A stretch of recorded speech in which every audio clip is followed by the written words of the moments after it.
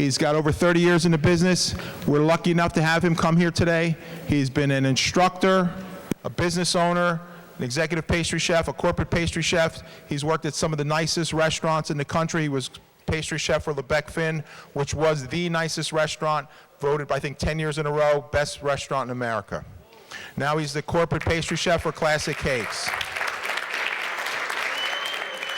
Executive Pastry Chef Robert Bennett joins us at ACIT for a food demonstration and to share his experiences with our culinary students. Thank you for joining us. Thanks for having me. How did you first discover your love for culinary arts? I've always had a sweet tooth. I love to eat.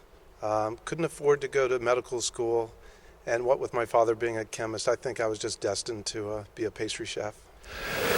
Chocolate. Of course, hopefully everyone knows what chocolate is. Chocolate is a product of the Theobroma cacao, which is a tree that grows 10 degrees north and south of the equator. The Ivory Coast, which is the west coast of Africa, grows a lot of chocolate. Venezuela, which is actually the dark chocolate that I'm going to be using today, is from Venezuela. My milk chocolate, its origin is in Ghana. Yeah, what advice can you give to our students here at ACIT that are inspiring chefs? I say work hard, stay hungry. Just ask your instructors everything, learn everything that you possibly can, because sometimes when you get out into the field, you might be constricted to certain aspects. It's not like you're in school anymore. The people are paying you now, and so you have to perform. So learn everything that you can, and no matter what, learn the basics. I went to New England Culinary Institute in Montpelier, Vermont, a very small private chef school, and I liked the idea of it because there's only 6 students per chef, and so it was 100% hands-on training. And I'm going to show you how to make these as well. Make your own little chocolate cups. You take a balloon, you dip it in tempered chocolate. I don't want to burst it because I don't want the chocolate to explode on.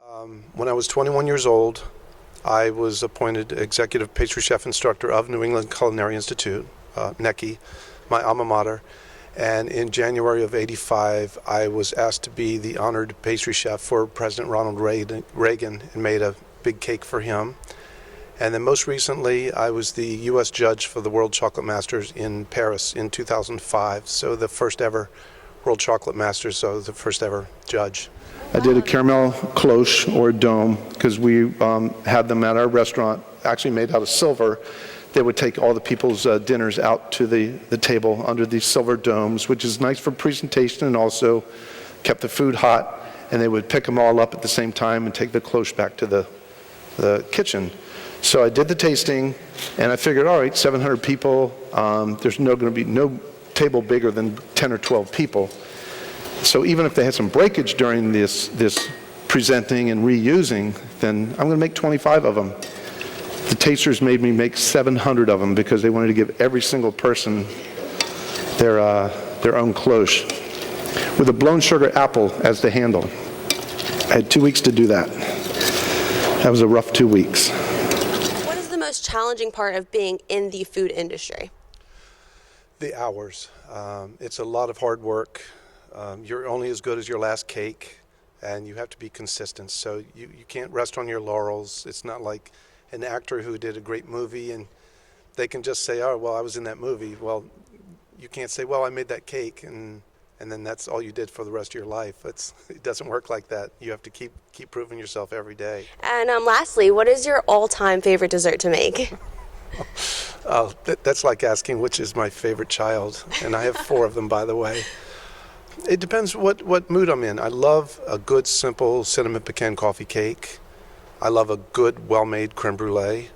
During the summer, my ice creams and gelatos. And then during the winter, my chocolates. So I can't pinpoint one single, I love it all.